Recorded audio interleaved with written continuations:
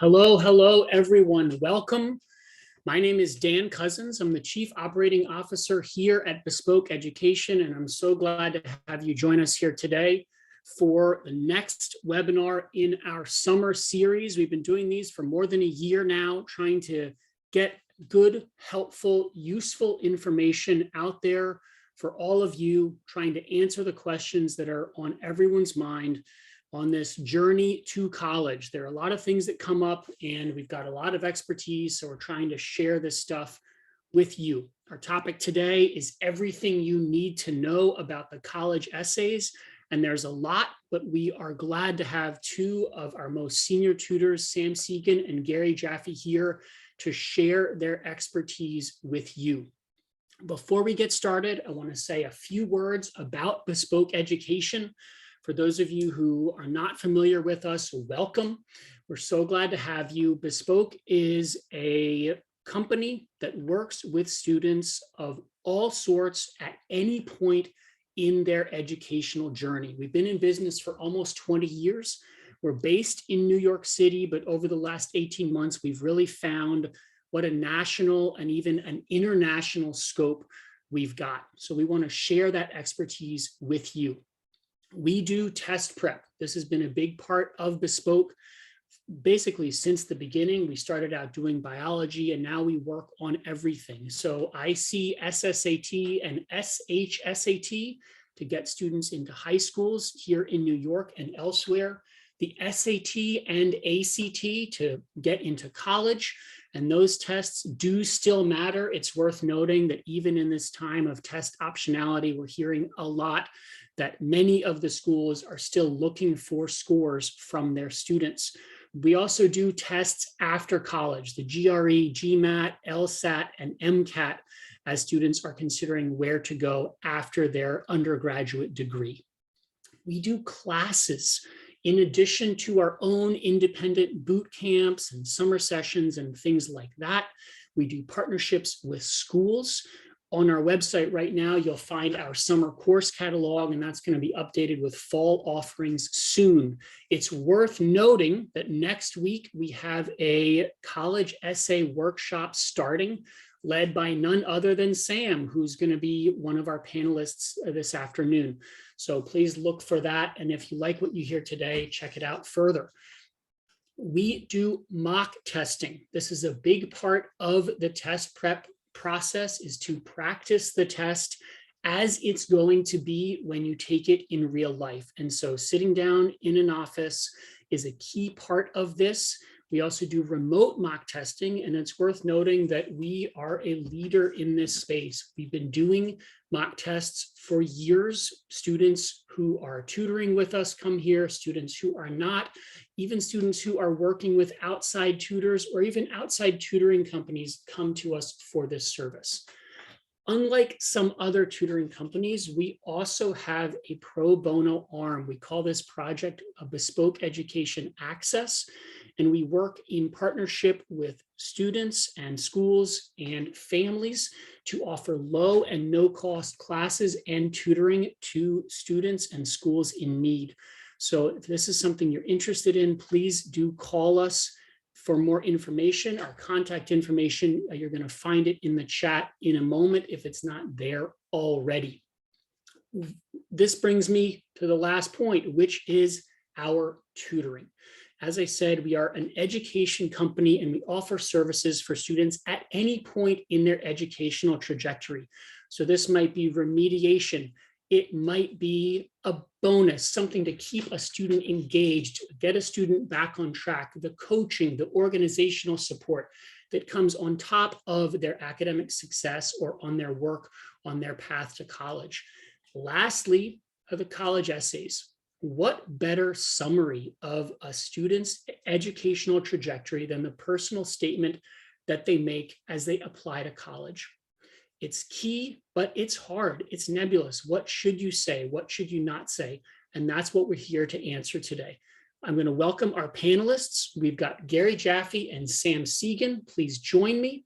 Thank you guys for joining me. Gary, Sam, please start with some words of introduction about you and your background doing this work. Then I'm going to do some final logistics, and then we're going to jump in.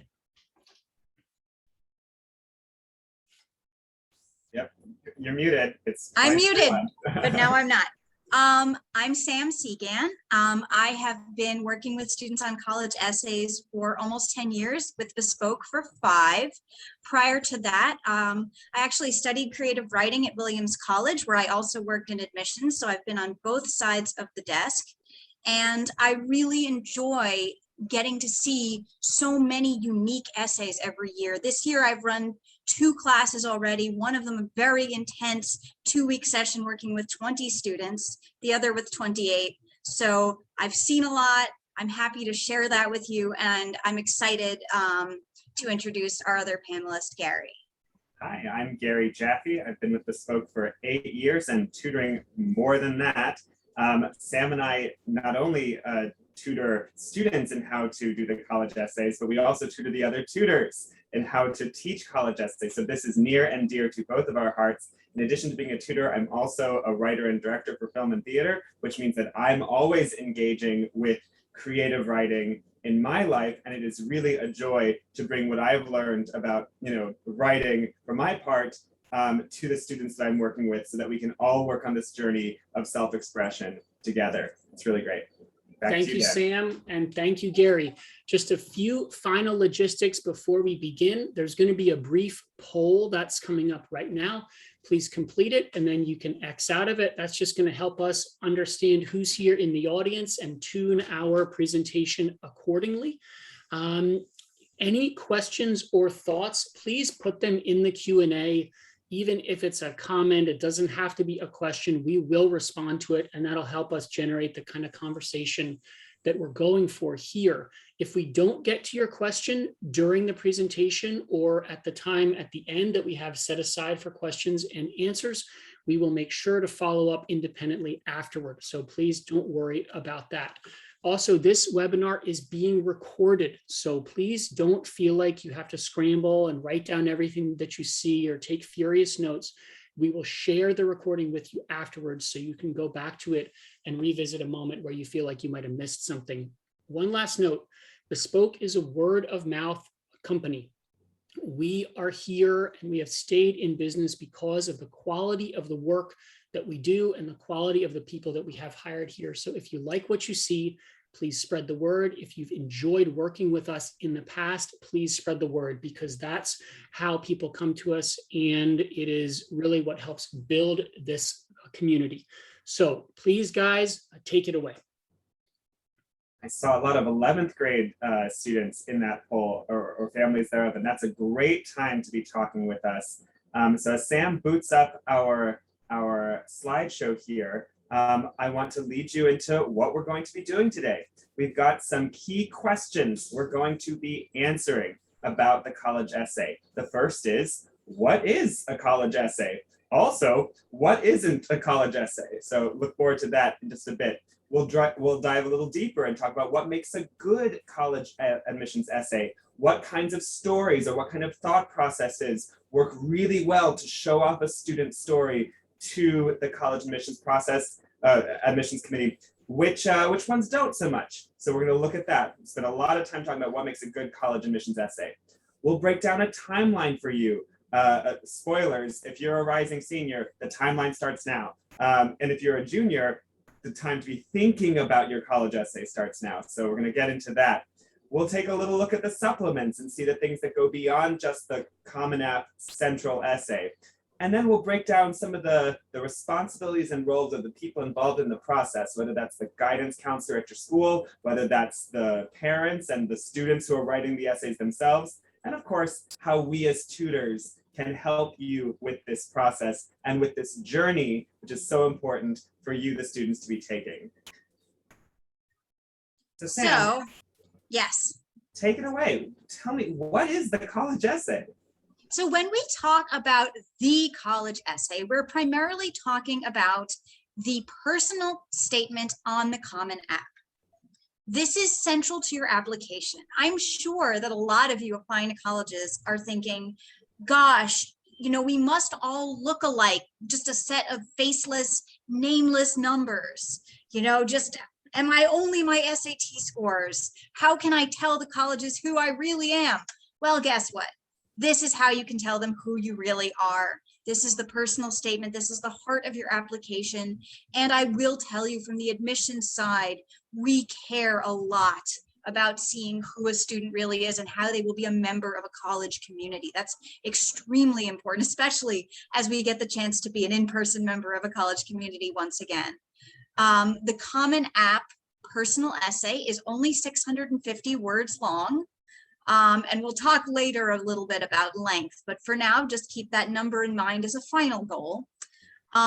Almost every school will use some version of this essay, even the ones that don't expressly use the Common App. So MIT, the UC system, and Georgetown, those schools are virtually, they're going to give you an essay that's pretty similar to it. So if you just write one quote unquote main essay, it'll pretty much be the main essay for any school you apply to. Of course, some colleges will ask for additional essays as well. And as I highlighted earlier, and Gary is going to delve much more deeply into this as we continue on, this is the opportunity for students to show colleges just not only who you are, but how you communicate in your own words with your own voice. And that's a really important opportunity. And we're going to keep coming back to that, which is that this is when the student tells the college who they are in their own voice. But let's also talk a little bit about what it's not, because that's going to help us define what the particular challenge is here. It is not a typical school essay. What does that mean?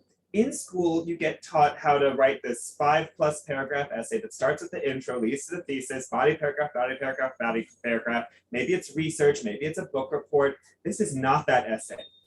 This is an essay which has more in common with a short story, or more in common with a New Yorker think piece, you know, a memoir, something like that, where the writer is really going to express a personal statement.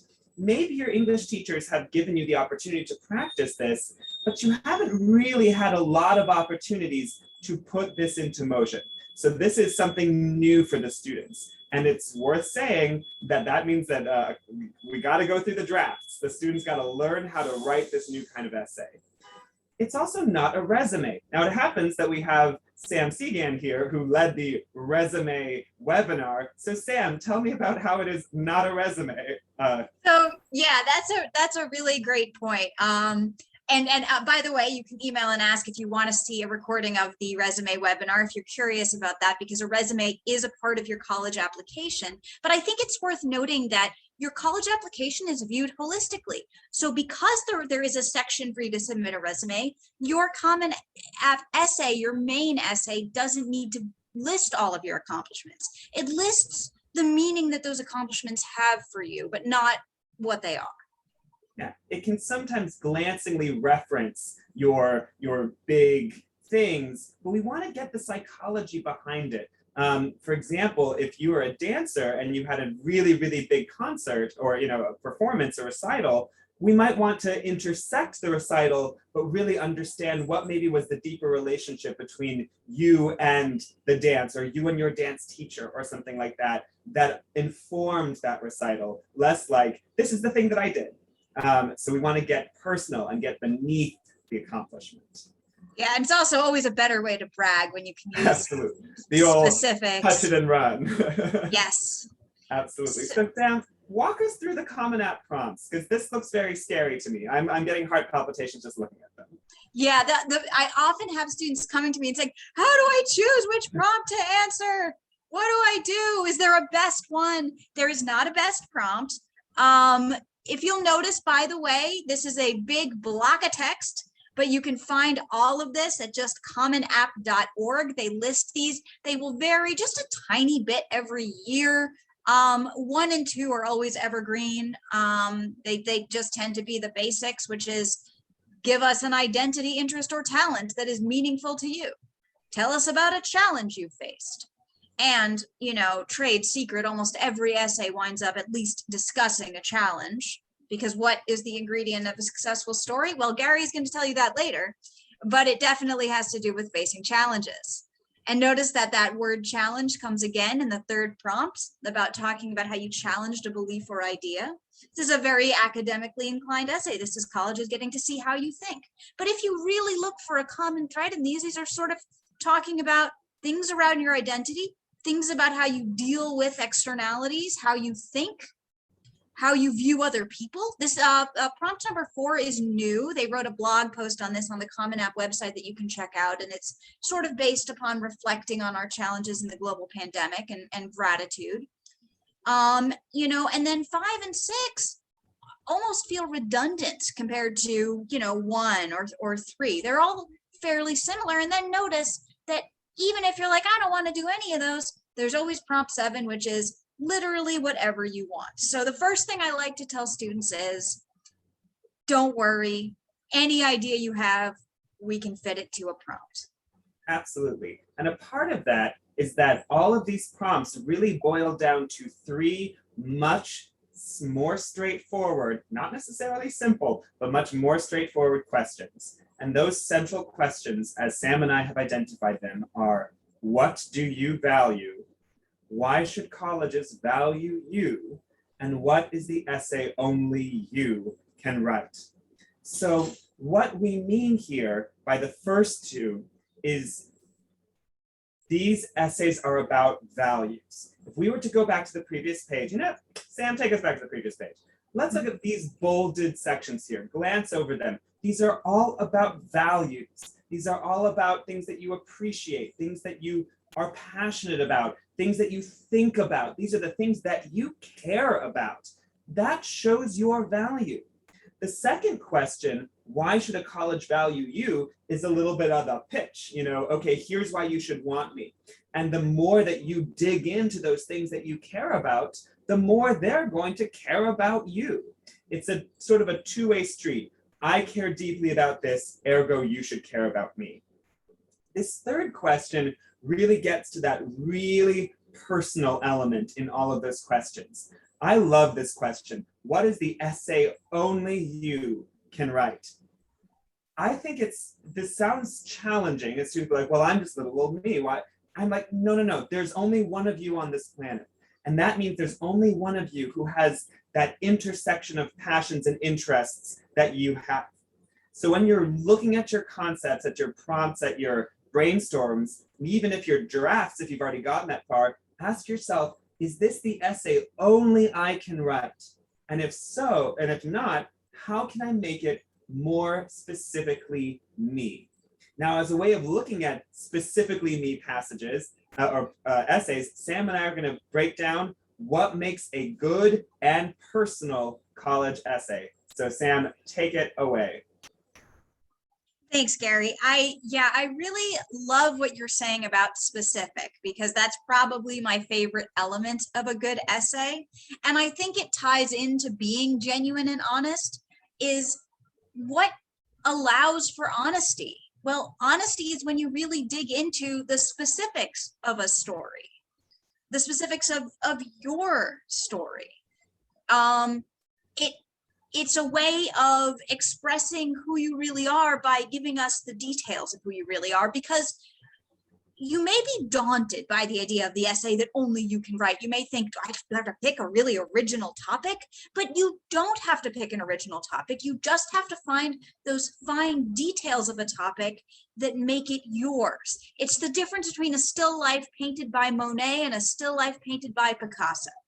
You know, it's not the subject, it's how you do it. No, I have a still life upstairs of some watermelons painted by, I think you can see Frida Kahlo here. And so, you know, thinking about, I love that, thinking about how different painters would approach the same still life is very expressive of how that personal is. And since you brought up still lives, we'll ponder that later. Look at that last bullet point. A good college essay is seemingly mundane.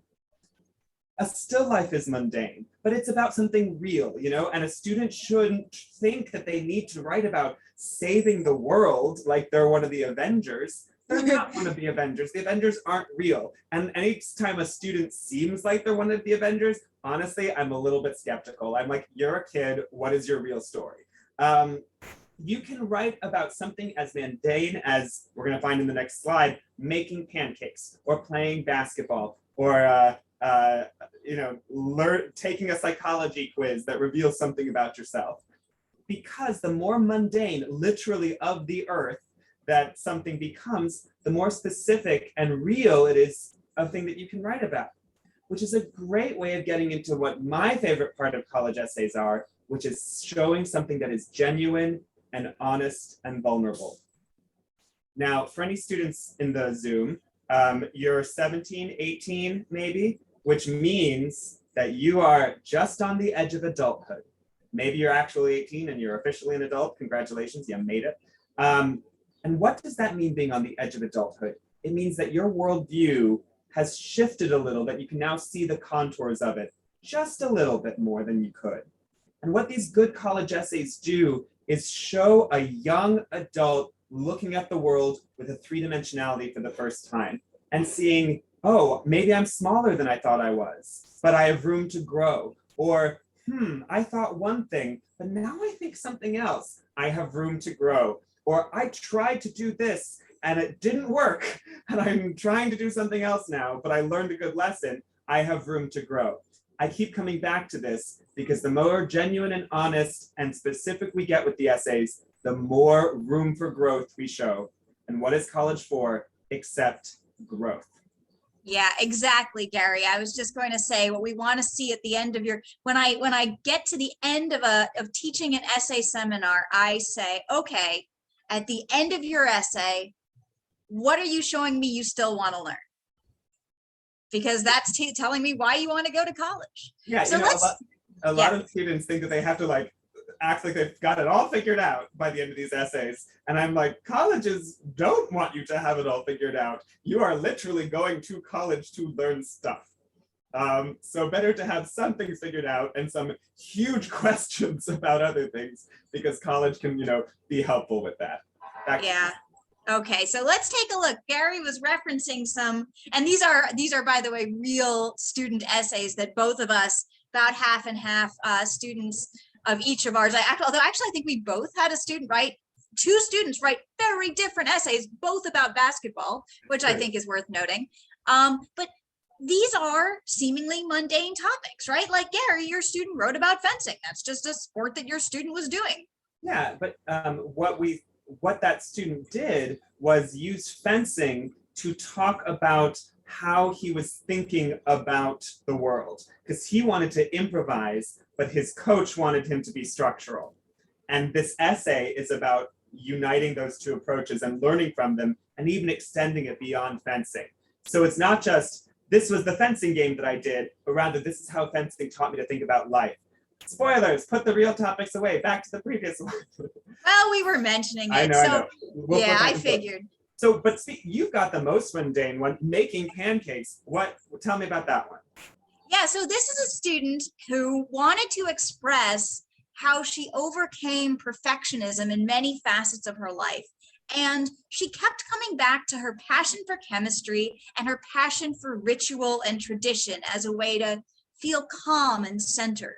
And I just loved those two things. And so she wound up writing about making pancakes as a ritual every Saturday morning.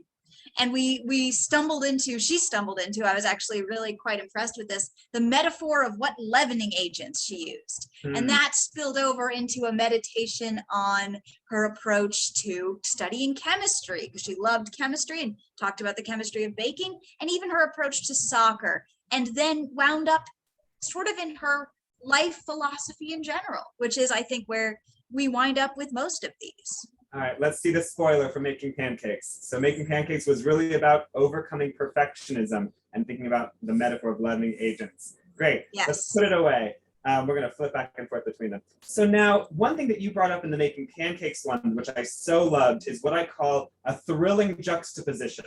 So is it about making pancakes, or is it about soccer, or is it about chemistry? The fact that this student, and perhaps this student alone, could put together these three things into one essay gets us to that. It's the essay only she can write. I really love when students can put together things that don't seemingly belong, and they, being the only person at that intersection, can explain that connection very beautifully. If you look at the bottom, there's one about osteopathic medicine. This is a student of mine who was a dancer and found that she was very interested as well in osteopathic medicine, which is a more holistic sort of approach to the body. So she wrote this beautiful essay about how working in dance and starting to discover osteopathic medicine helped her understand her own psychological profile as it pertains to like the wholeness of the body. And I guarantee you, there aren't that many essays out there that are like dance, osteopathic medicine, boom. And it's not like she conquered the world. She didn't like become licensed as an osteopathic doctor at age 18, and she didn't like dance at at the whatever the New York Ballet, but she thought about things in a very specific way that only she could, and she got into the top college of her choice. Right. Yeah. And spoiler alert, we did list a lot of essays that all got an early decision. So these were. Now, one of these I want you to talk about, Sam. Wait, put the spoilers away for a second. Your student government election. Surely that student like won and bragged about it in their essay, right? No. So actually, this was an essay that was responding to prompt 2, facing a challenge or setback. And this was a student who had desperately wanted to be the first Black student body president at his school. And I mean, to be fair, it was a difficult year, let's just say that, but he fell short in his election campaign and was not elected president. But he did find ways, really wonderful ways, to connect with and unite with his fellow students over social media and rally them through a really difficult year. And this essay was about the lessons that he learned by failing and not by succeeding, and what he discovered about the pressure that he had put on himself because of his identity. So let that be like a big lesson here, that if you feel like your essay needs to be all about your successes and braggity this, braggity that, it doesn't have to be. In fact, some of the most powerful essays are about failures. And this actually brings me to one of the things that I come back to with every single essay student that I teach. So for any baby boomers or whatever, you'll get this reference. For Zoomers, look it up. The Rolling Stones say you can't always get what you want, but if you try sometimes, you just might find you get what you need. And I think that is as beautiful and simple of a condensation of what these college essays are about. Wanting things, not getting them, and in that process of not getting them, finding what you need. Thank you, Mick, etc. All right. So, yeah. Sam, tell me a little bit about the relationship between values and core beliefs and how you approach helping a student write their essay. So actually, that's a great way to frame it, is how to start writing your essay. Now, there are really 2 types of students, I find. There are the students that like to work from the concrete. So they like to start by just thinking of things that are important to them, telling stories that are meaningful to them, like, oh, wow, I always have such a great experience at summer camp. Let me tell you about it. But then I also have students who are just like, I want to know what abstract thing I'm going to be discussing in this. I want to work from the top down. And with those students, I often have them begin their essay brainstorming by just trying to list things that are their personal values. It's going to be something you have to express through your topic anyway. So just think about, what elements of who you are do you want to make evident? Do you want to show your resilience, your flexibility, your self-knowledge, your compassion? Notice that none of these things is raw intelligence or sports ability or anything like that. These are characterological things. And we all, if we dig deeply, have values that are important to us. So first of all, characterological, oh, I swoon at the word. But we have a funny brainstorming question that we use with our students early on in the process, which is, if you were to survive a zombie apocalypse, how would you do it? And just that answer is like pretty good at getting to what the students' core values are in a sort of like left field way.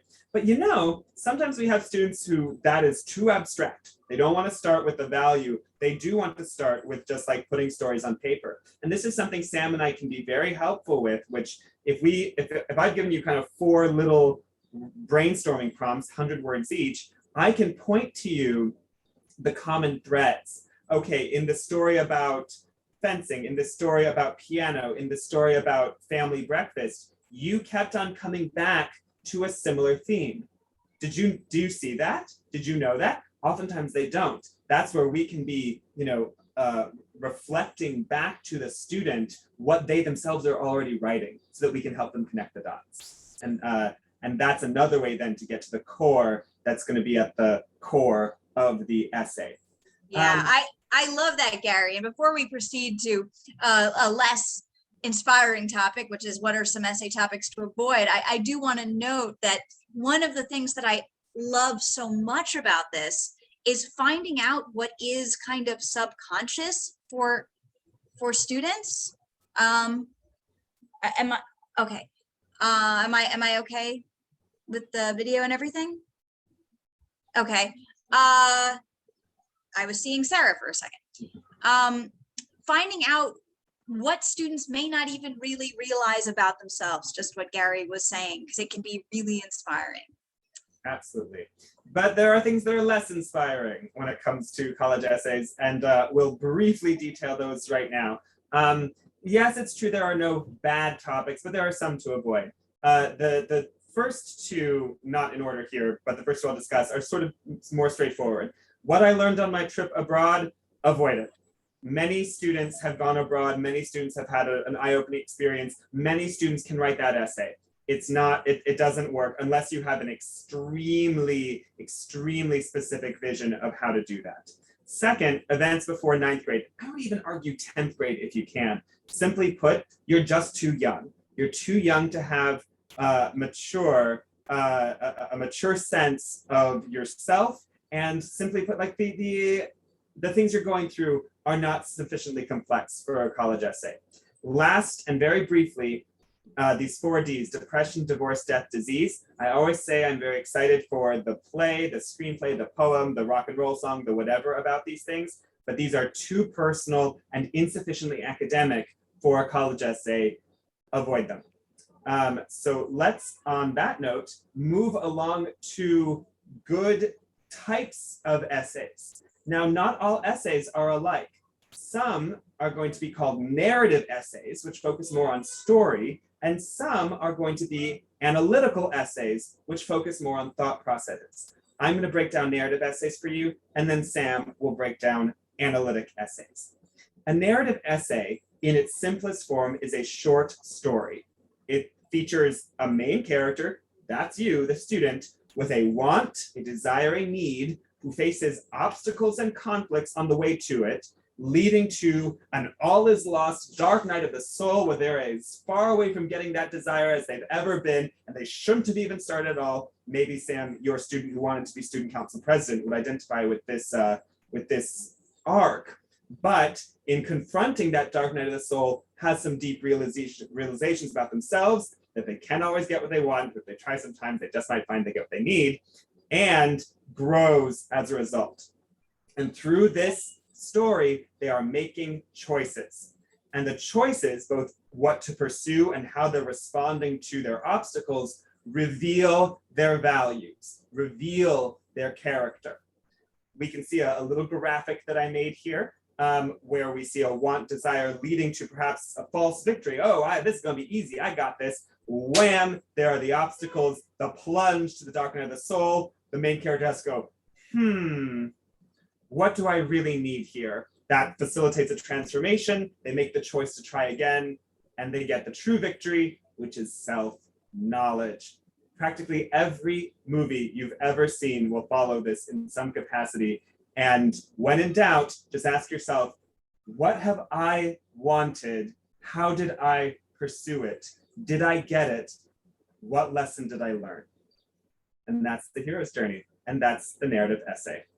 Sam, break us down the more sort of philosophical one, the analytic essay. For sure. I mean, I also want to say, by the way, any students out there, if you want to use this beautiful diagram that Gary has created as a little bit of a template or outline where you can fill in each of the beats. That's one of the ways that I really like to work with my students. So feel free when we send out the recording to copy this down, figure out where your story can fit if you choose to write a narrative essay. Okay, so the analytic essay. So I actually double majored in college in both English and philosophy. So this is very close to my heart, near and dear. I love the kind of student who comes to me and says, you know, I'm not maybe so sure of myself when it comes to creative writing. I haven't written a story ever, perhaps. Maybe I'm a STEM student. I really want to be a physicist. Do I have to write a story, or can I talk about an idea? And this being bespoke education, custom made, I say, of course, there are many, many different approaches you can take to the essay. And one of them is to write a more cerebral analytic essay. This speaks very much to the project that is central to education, central to your journey as a college student, about imparting knowledge and communicating ideas. These are the prompts that tend to favor this type of essay, which is the type of essay you might see, again, as we've mentioned, in the New Yorker or the Atlantic, where it talks about an idea siphoned through personal experience. So it might be an accomplishment, event, or realization that led you to a new understanding of the world. It might be something that you simply absolutely love to talk about, like my cousin, who loves to talk about the different evolutionary paths of dinosaurs. And by the way, he has since he was 4 years old. That's just one of those things that never goes away, I guess. Sounds like the student who wrote the pancake essay really loved talking about pancakes and also really loves thinking about chemistry and her own life. And that as an analytic essay very much tracked that thought process of this person without even really featuring a story per se. Right. I mean, the story, if you want to call it that, began and ended standing at the griddle, looking down at the sizzling pancakes on the skillet. And by the way, that is what you want to have in common, is that Gary likes to remind me as a cinematographer, the cinematic element of the essay is that even if you're writing a personal essay, take us into your experience with a quick, vivid, real life anecdote. Even if it's of you sitting in a classroom, give us some of those concrete, visceral details of sensory details, emotional details. But then you can camera right there, like exactly, right, yeah, over the shoulder, exactly. Close up, and then you get to jump into the life of the mind, explain why it's meaningful to you, teach us about the topic, and arrive at often an important choice. So you may still be making a choice. If it's the choice of whether to be part of the basketball team and you used principles of economics in your decision, something like that. You arrive at a conclusion, you've learned something about yourself, perhaps you've learned something about life in general, about how you can make conclusions about life as extrapolated from chemistry. And we feel like we know you better as a student of the world, and as a human being. Yeah, I think the analytic essay can be boiled down to the student going,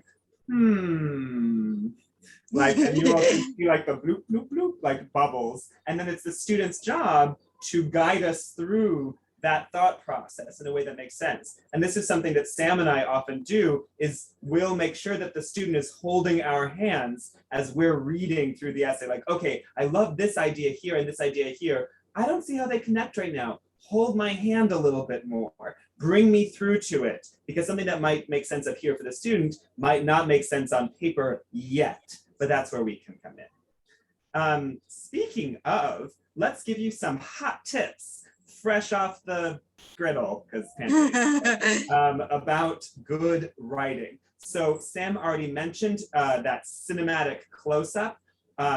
Go specific.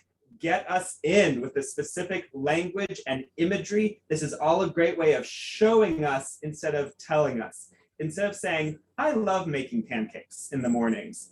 Boom, the batter is crackling on the griddle and I'm carefully, shaping the Mickey Mouse or whatever. My mom would used to make, anyway, not quite.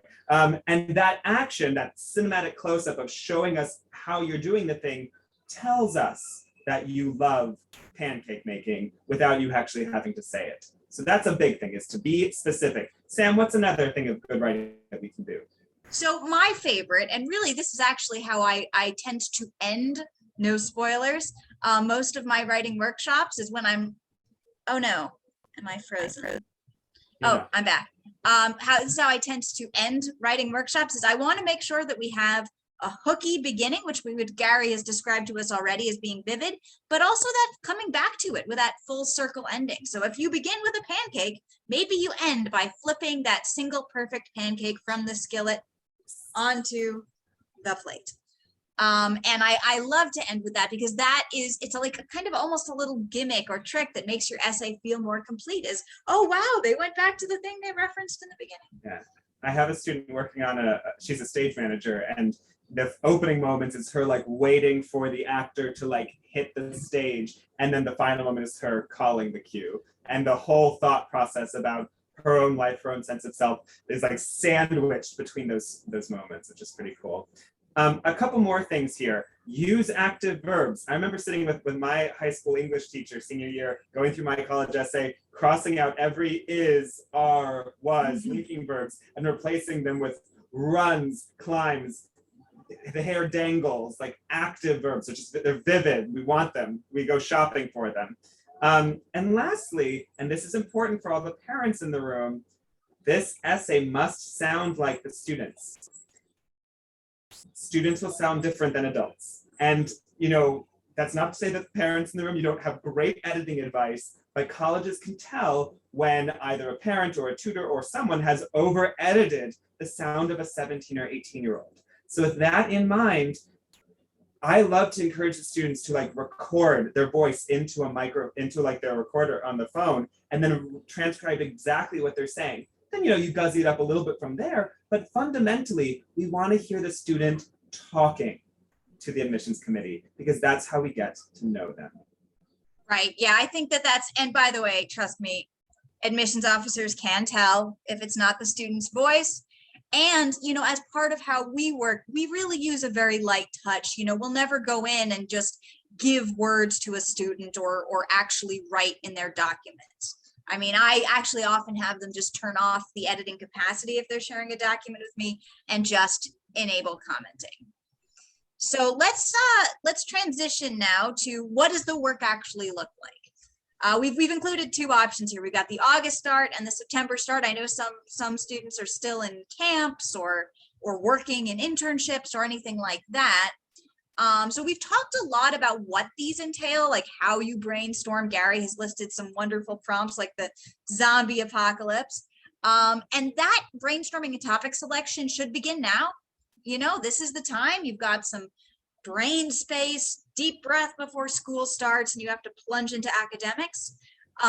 Organization and drafting, you can use that wonderful template of the outline of the narrative essay, or you can outline your analytic essay using those bullet points that we also have listed, and you can begin drafting.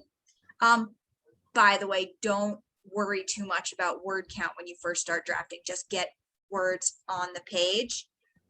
Followed by, Sam, can I pop in? One thing that Sam and I both do at the beginning of this brainstorm and topic selection process is we'll go to the Johns Hopkins Essays That Worked webpage. This is a great service that Johns Hopkins provides where you can read sample essays that successfully admitted students at Johns Hopkins use. And you can do it for this year, last year, etc. What I love about going through this with the student is that the more of them they read and respond to, the more their brain starts to percolate on, oh, this is how these essays look, this is how they sound, and this is how mine might be. Because sometimes even just like borrowing the bones of one of them and writing your own essay on top of it can be a really great way to take out some of the pressure of how do I even start? Look, structures are archetypes. They belong to all of us. So I say steal and make it yours. It's not even stealing. Right. Yeah. I mean, they're up there. But I think also worth noting is it might inspire you not to worry so much about even what your own essay looks like, because if you'll look, the Johns Hopkins essays are wildly diverse. I mean, one of them begins with a fried rice recipe, literally just lists all the ingredients for fried rice.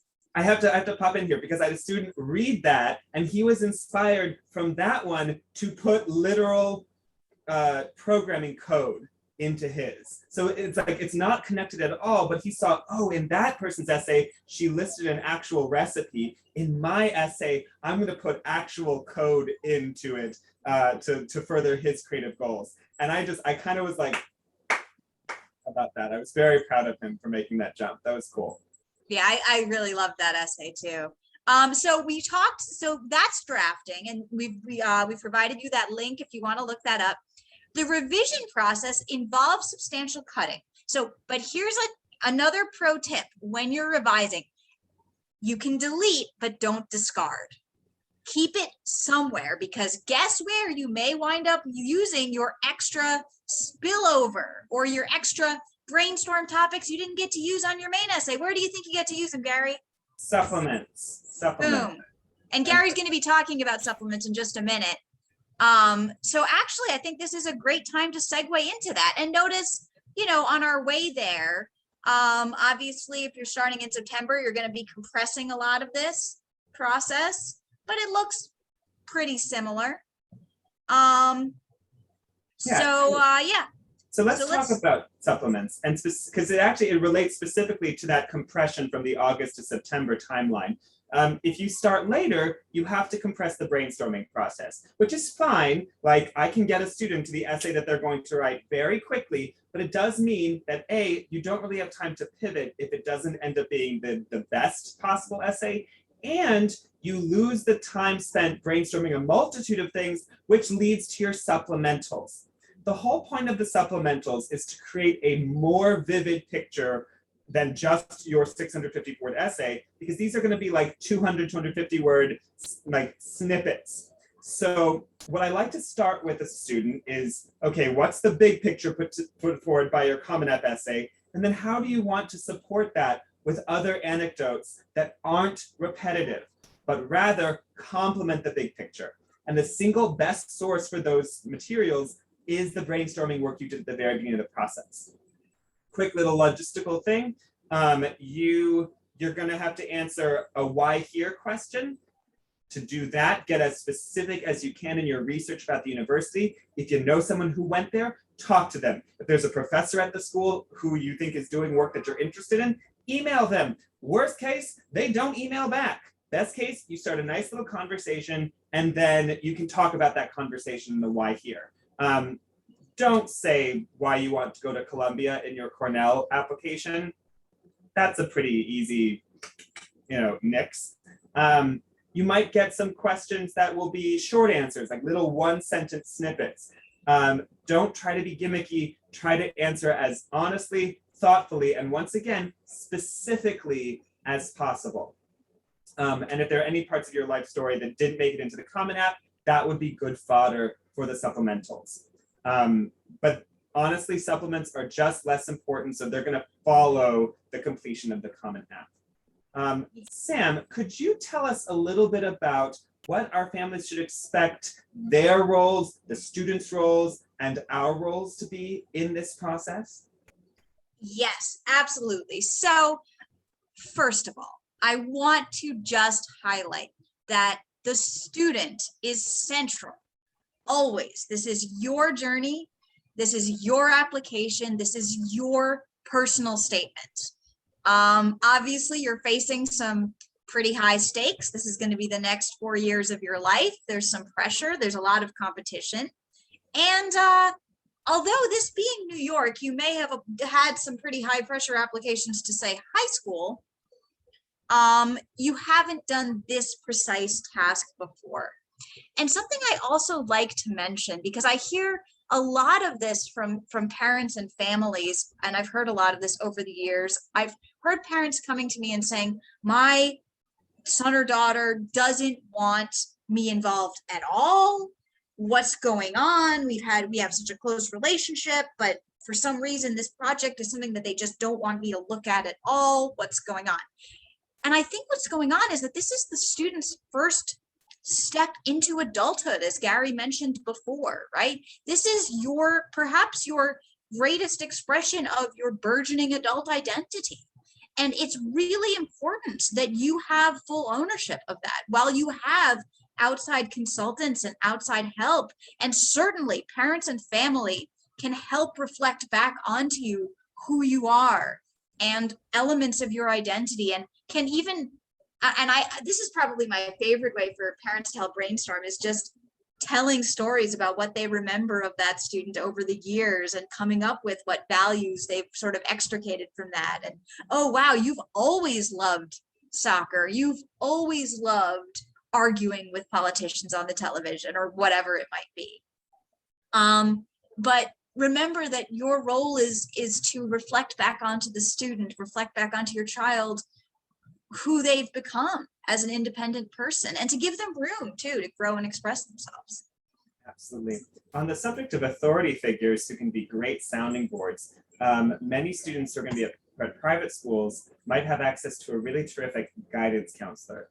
The guidance counselor is a great resource because they can function as the first response to your essay. You know, Sam and I will get heavily involved in the process, but we'll lose some of our objectivity too, because we've been working with the kids since moment one. To that end, with the students' permission, we exchange essays with each other to give feedback. In fact, we've been doing a lot of that this last week.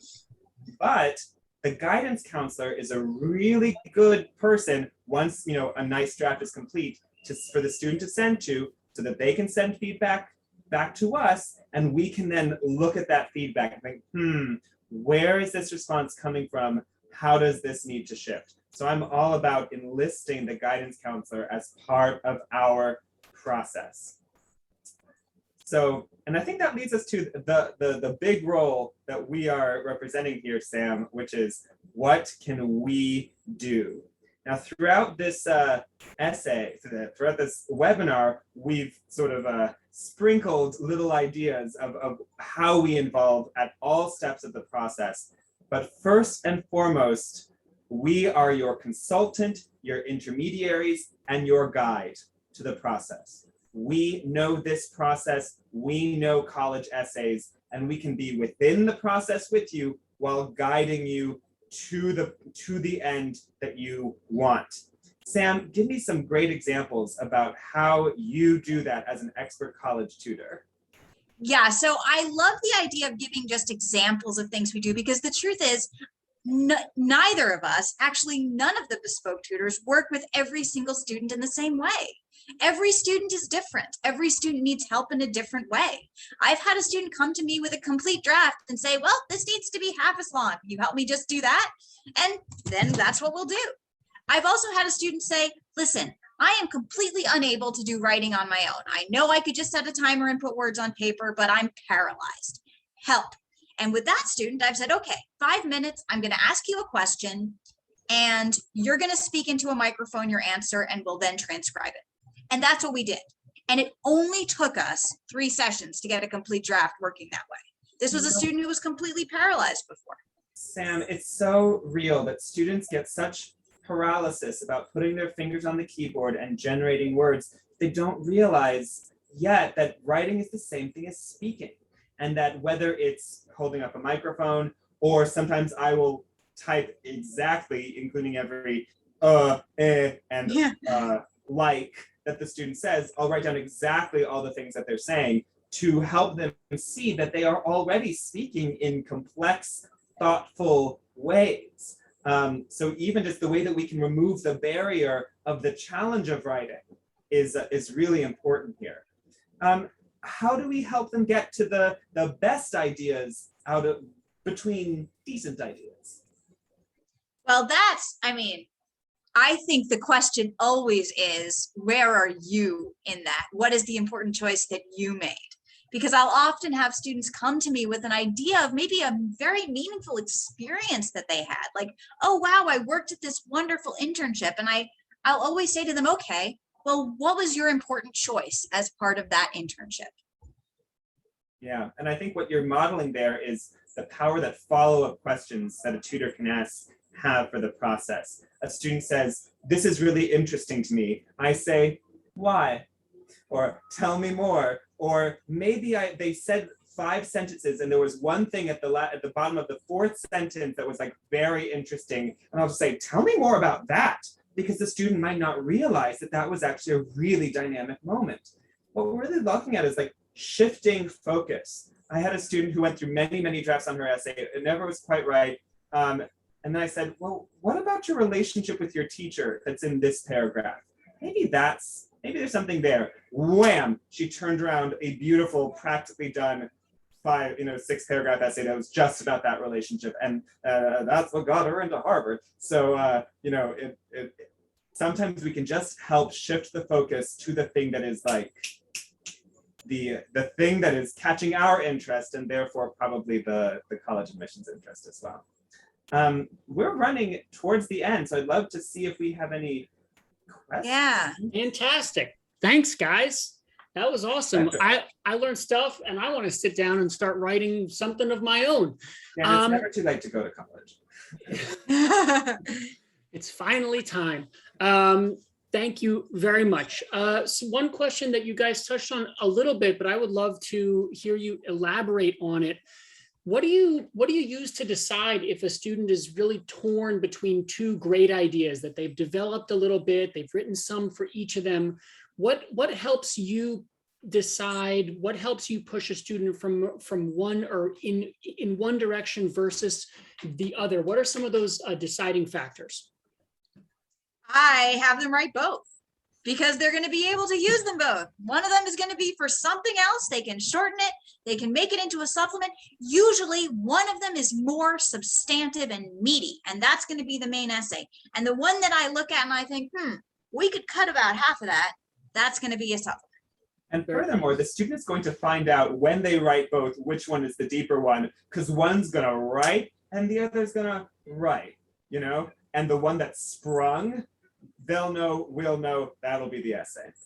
Very cool. Now, another question, which might be a little bit meaty to take on in our closing minutes here, but I'm curious about COVID. And I know in this last year, there was a place in the college process and in the essays for students to write about that. I know right now we don't know if that's going to show up this year, but if it does, what advice were you giving last year for students on how or when COVID and their experiences or relationship with that tied into their essays and their statements?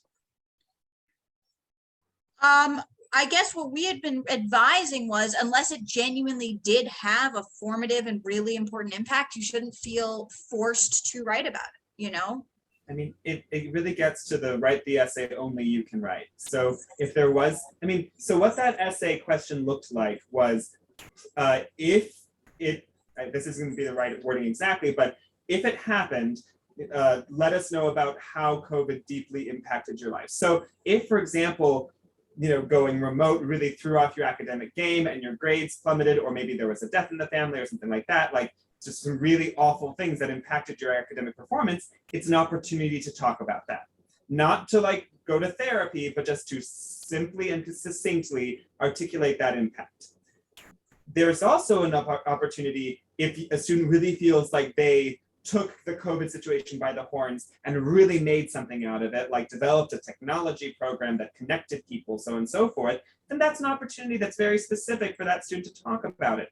But if it's not a clarification and it's not a net add, the students should not feel pressure to answer those questions just because they're there. It won't be held against them if they don't answer.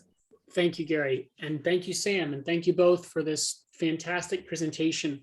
I want to close with just a word about how Bespoke Education works, which is summarized simply: call us. These consultation calls are free. They can be very long and very involved.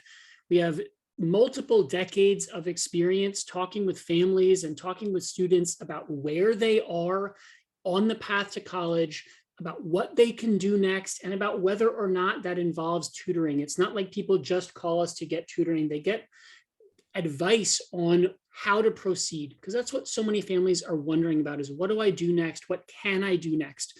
We've shared our phone number in the chat. We've also shared our email address for contact. Please do be in touch.